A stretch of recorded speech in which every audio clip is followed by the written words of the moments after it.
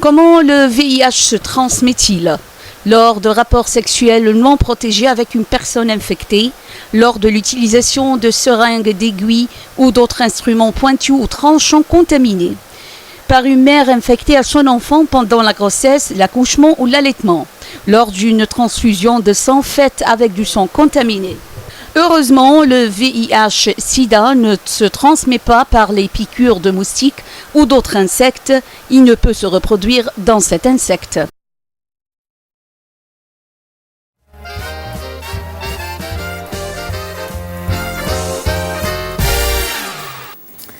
Justement, retour aux malades, Dr Shakar, puisqu'on a aussi parlé d'une femme atteinte.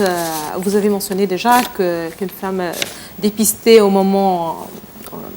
moment précis, donc elle peut éviter à son enfant d'être atteint. Mais justement, il y a des enfants qui sont déjà atteints de VIH. Comment vous travaillez avec ces enfants? Comment faire en fait? C'est-à-dire, et avec la famille, et avec l'enfant même. Les enfants qui sont déjà atteints, malheureusement... Est-ce qu'ils sont, tout d'abord, excusez-moi, assez nombreux dans notre région? Il y en a, peut-être moins, notre région est moins touchée, mais de plus en plus, on va revenir à notre région, parce que de plus en plus, l'infection, elle est vraiment une croissance rapide dans notre région. Même si nous sommes encore une région à faible prévalence, nous avons à peu près aujourd'hui une moyenne de 230 000 personnes vivant avec le VIH dans la région, dans des pays, mais ce qui est important, parce que même si nous sommes aujourd'hui encore à une prévalence assez faible, qui est une moyenne à peu près de 0,1%, mais la croissance est très rapide. La croissance, nous sommes les deux régions qui ont une croissance le plus rapide aujourd'hui, c'est notre région, l'Afrique justement, le Moyen-Orient et la région du Moyen-Orient, l'Afrique du Nord, et la région de l'Europe de l'Est centrale. Donc ça, il faut faire très très très attention et se dire, même si aujourd'hui nous avons une prévalence faible, si tous les efforts ne sont pas mis en place aujourd'hui, si la réponse n'est pas accélérée, on peut connaître dans les prochaines années ce que les autres pays en Afrique subsaharienne ont connu il y a quelques années. Parce que la croissance est très rapide. Nous avons aujourd'hui quelques populations vulnérables qui sont les plus touchées, comme j'ai dit tout à l'heure, les injecteurs de drogue, les travailleuses de sexe, les MSM, qui sont des populations vulnérables, mais ces populations vivent avec les autres populations, donc la transmission est très rapide, et si nous ne faisons pas attention, nous ne faisons pas aujourd'hui un programme de prévention très très accéléré, la région peut connaître vraiment dans les années à venir une progression, une prévalence plus élevée. Heureusement, nous avons un engagement, on va peut-être revenir, mais nous avons un engagement aujourd'hui politique assez élevé. Nous avons un engagement au niveau de la Ligue arabe qui vient de signer une stratégie arabe de lutte contre le sida couvrant la période de la première stratégie, couvrant la période jusqu'à 2020. Donc c'est très important. Nous avons aussi l'engagement de la société civile. Heureusement, il y a un engagement qu'on est en train de voir, et nous espérons vraiment que les réponses vont s'accélérer. Et l'enfant, comme vous avez dit, votre réponse, les enfants peuvent être traités normalement parce qu'il y a un traitement pédiatrique, il y a un suivi.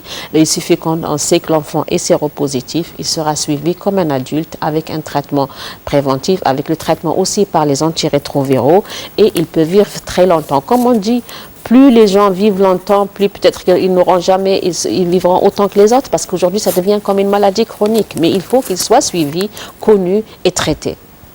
Ah, il est traité comme les autres, comme les adultes. Oui, il est traité, il y a un traitement pédiatrique qui existe, normal, qui tous les enfants ont accès. Normalement, quand on est atteint de ce virus, c'est la honte devant toute la société. Si je parle en Occident ou bien en Orient, mais surtout en Orient. Et là, il y a un problème en Orient, si on parle vraiment de nos pays, pour être très transparent, c'est que les gens ont peur d'aller faire ce test, parce que si jamais c'est positif, alors il sera prié dans un hôpital et enfermé dans cet hôpital pour ne pas contaminer les autres, etc. Avec cette mentalité qui existait dans nos pays. Est-ce que ça existe toujours, cette mentalité? Est-ce que vous travaillez sur ce point? Malheureusement, comme je dis, on n'a jamais enfermé les personnes vivant avec le virus du sida. Parce que la transmission du VIH est très simple. La transmission, il y a des voies qui sont très simples. C'est la voie sexuelle, c'est la voie sanguine par le sang, c'est la voie de la mère à l'enfant. Il n'y a pas d'autre voie. Donc, vivre avec une personne, boire dans le même verre, dans la même assiette, tout ça, ce ne sont pas des modes de transmission. Donc, on n'a jamais enfermé les personnes vivant avec le VIH. Si ça s'est fait dans des pays, c'est par ignorance. C'est par ignorance. Donc, une personne, il faut qu'elle sache que le plus important pour elle et pour la société, c'est de se faire dépister parce qu'une fois qu'elle est dépistée, elle va recevoir un traitement, elle vivra comme toute personne. Il ne devrait même pas... La lutte contre le stigma et la discrimination, justement, c'est faire comprendre à tout le monde que le virus du sida, c'est un virus comme une autre maladie, que la personne n'est pas contaminée. Elle ne contamine pas, il n'y a aucune contamination, sauf par des voies qui sont bien connues. Les autorités de nos pays comprennent ça, c'est-à-dire ils ont arrêté de faire ces... Moi, je ne connais pas un pays où on enferme les personnes vivant avec le VIH, heureusement. Et heureusement, quand vous dites les autorités, on a quand même un engagement politique dans tous nos pays aujourd'hui. Ce qui est vraiment important, c'est d'augmenter cet engagement, d'augmenter les financements, d'augmenter aussi la complémentarité du travail entre le secteur public et la société civile et pouvoir toucher tout le monde, mais aussi augmenter l'information, la sensibilisation, parce que ça, c'est très important. Justement, en parlant de sensibilisation, surtout dans une région, si on parle du Moyen-Orient, de l'Afrique du Nord, on parle aussi de pays en voie de développement dans la grande majorité. On parle aussi d'une question assez sensible. Si on est dans la moyenne, une région avec une moyenne modeste, mais vous avez déjà mentionné que ça avance très rapidement, justement pour les programmes de sensibilisation. Lorsqu'on fait une sensibilisation, le programme vise comment ne pas être atteint du sida, mais aussi en fait les voies qui font la transmission du sida, qui sont dans la plupart du temps des voies déjà qui ne sont pas, qui sont peut-être contre des morales dans la société ou quelque chose, par exemple, lorsqu'on parle par exemple de drogue, lorsqu'on parle d'autres sujets, la sensibilisation va dans quelle direction exactement?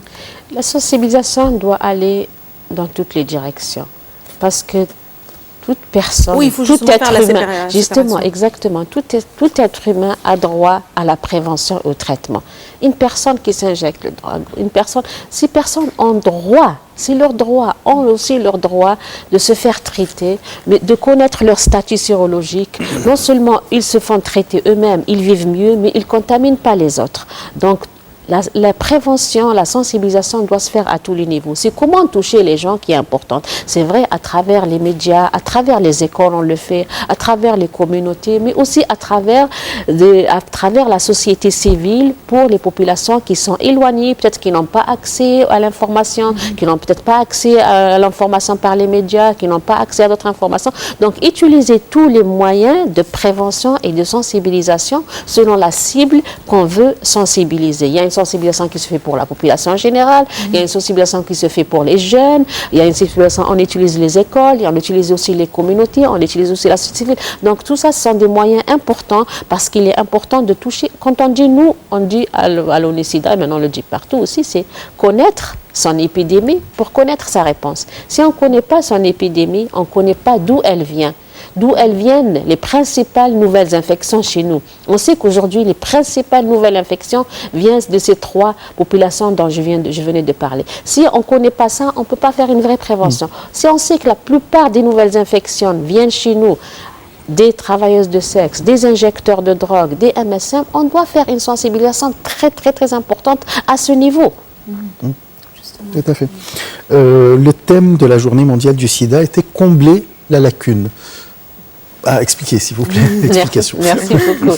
Oui, combler les lacunes parce qu'on s'est rendu compte que c'est vrai, comme vous venez de voir le premier reportage de notre directeur exécutif, au niveau mondial, il y a une avancée considérable. Aujourd'hui, on a diminué pratiquement de plus de 30% les nouvelles infections. Il y a eu presque 14 millions de personnes qui sont sous ARV. Personne n'aurait cru ça dans les premières années. Personne n'aurait cru que autant de personnes peuvent recevoir les traitements antirétroviraux. Donc, il y a une avancée considérable dans la lutte contre le sida, peut-être plus que tout autre dans d'autres maladies. Mais on est aujourd'hui à un chemin où le travail n'est pas fini. Il ne faut surtout pas baisser les bras et dire aujourd'hui, nous avons terminé avec la lutte contre le sida, on s'intéresse à autre chose, mais le sida est terminé. Le sida n'est pas encore terminé. Nous sommes à un très très très bon chemin.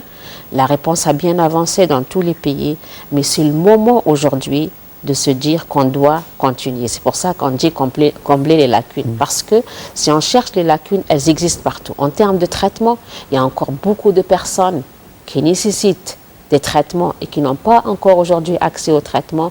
Donc, continuer la sensibilisation, la mobilisation des financements, que ce soit au niveau international, que ce soit au niveau des pays, par la solidarité régionale. Il y a des pays qui ont plus de financement, qui peuvent financer d'autres pays, que ce soit au niveau du Global Fund, que ce soit au niveau de tout. Continuer en tout cas à mobiliser des financements importants pour la lutte contre le sida aujourd'hui et ne pas se dire que nous avons terminé, parce que c'est un business qui n'est pas encore terminé. Nous avons aussi les nouvelles infections continue la prévention. Il y a encore des lacunes. Il y a beaucoup encore de jeunes qui ne sont pas sensibilisés. Il y a encore beaucoup de personnes qui ne connaissent pas comment se transmet le virus du sida. Il y a encore beaucoup de personnes qui arrivent dans le monde nouvelles qui n'ont pas suivi toute cette prévention. Donc, continuer le traitement sur la prévention. Tout ça, nous avons des lacunes à tous les niveaux. Ça veut dire qu'un chemin est avancé, mais c'est le danger, c'est de ne pas se dire aujourd'hui, nous avons terminé. C'est pour ça qu'on se dit, nous, au niveau de l'après-2015, dans l'agenda après 2015, parce qu'on va terminer avec les MDJ, les objectifs du développement en 2015 seront terminés, on va travailler sur l'après-2015. Dans l'après-2015, il est important qu'on se fixe des objectifs précis. Et l'objectif qu'on se fixe au niveau mondial, de la lutte contre le sida, c'est de se fixer un objectif d'en finir avec l'épidémie du VIH-Sida d'ici 2030. Et on peut le faire si on comble toutes ces lacunes de financement, de prévention, de traitement, de sensibilisation envers les femmes, envers les jeunes. Donc, à tous les niveaux, il y a encore des lacunes. Nous, par exemple, si on prend notre région, nous venons de célébrer la journée mondiale de lutte contre le sida dans notre région. Ici, on s'est dit, il y a des lacunes qui sont importantes en termes de financement.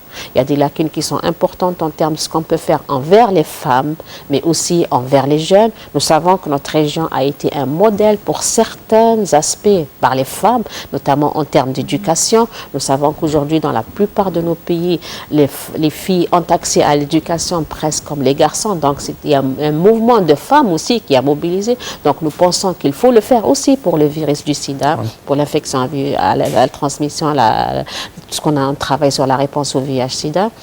Nous avons aussi des lacunes par les jeunes. Nous savons que les jeunes, aujourd'hui, on a des programmes qui marchent très très bien pour les jeunes, pour l'Internet. À tous les niveaux, il faut intégrer justement la lutte contre le VIH-Sida. Donc ce sont autant de lacunes que nous pensons qu'il faut combler pour avancer et pour se dire qu'on doit finir avec l'épidémie du sida d'ici 2030. Justement, parallèlement à la sensibilisation qui apparemment est un mot très clé, dans certaines maladies, le programme de traitement inclut aussi un certain échange entre les malades, échange d'expériences. Est-ce que c'est le cas avec le sida, c'est-à-dire est-ce qu'il y a un certain réseau, je ne sais pas, quoi que ce soit qui regroupe les malades pour qu'ils puissent échanger leur expérience, comment ça a été transmis, ils sont où aujourd'hui, comment ils vont faire pour l'avenir, c'est-à-dire et eux-mêmes, en se regroupant, en parlant, en échangeant l'expérience, eux-mêmes, chacun à part, peut aussi être un élément, un facteur de sensibilisation dans sa communauté, quelle que soit cette communauté, c'est-à-dire... je ne sais pas, en gros. Tout à fait. Non, je crois que ça, c'est très important. Nous avons dans notre région des expériences qui sont positives, qui fonctionnent très bien. Si vous prenez les programmes pour les injecteurs de drogue, nous avons des programmes tels qu'en Iran, tels qu'en Tunisie, qui sont des bons programmes au Maroc pour justement la prévention contre les injecteurs de drogue. Donc, nous n'avons pas besoin d'aller chercher des expériences ailleurs, parce que ce sont des expériences non seulement qui sont positives, mais qui sont adaptées à la région. Donc, il est très important de favoriser cet échange d'expériences de pays à pays. Mais nous avons aussi dans la région des réseaux de la société civile qui sont fonctionnels. Vous avez Mena Rosa, qui est un réseau de femmes vivant avec le VIH-Sida, qui s'est construit dans la région, qui ont eu le courage de parler partout, de dire « moi je vis avec le virus du sida et je vais très bien, comment je me suis fait dépister, comment je me suis traitée. Donc, ce sont très important de donner justement ces réseaux de la société civile qui fonctionnent. Nous avons le MENARA aussi, la même chose pour les injecteurs d'ordre. Donc, il y a des réseaux de la société civile, il y a des bonnes expériences aussi de la société civile qui fonctionnent très bien. Il est important de favoriser et de promouvoir justement cet échange d'expériences pour élargir les réponses. Parce que l'important avec la prévention, avec les réponses au VIH-Sida, c'est d'aller vers l'accès universel, ne pas s'arrêter à des petites échelles. On peut avoir des projets qui marchent très bien à petites échelles, mais s'ils ne sont pas élargis, ça veut dire qu'on ne touchera pas tout le monde. C'est pour ça que c'est très important de cet échange d'expérience aussi. Docteur Yamina Chakar, je rappelle que vous êtes directrice régionale du programme commun des Nations Unies sur le sida. Je vous remercie beaucoup pour toutes ces informations et les efforts que vous faites quand même au sein de cette organisation pour lutter contre le sida. Je vous remercie beaucoup et merci aux médias. Merci, vous êtes nos interlocuteurs, mais aussi notre réseau important pour justement transmettre les messages importants, mais aussi pour accélérer les réponses au VIH-Sida dans notre région. Merci beaucoup. Merci, Dr Chakar. Merci, merci, Madame, Monsieur, de nous avoir suivis ce matin. Excellente journée à toutes et à tous.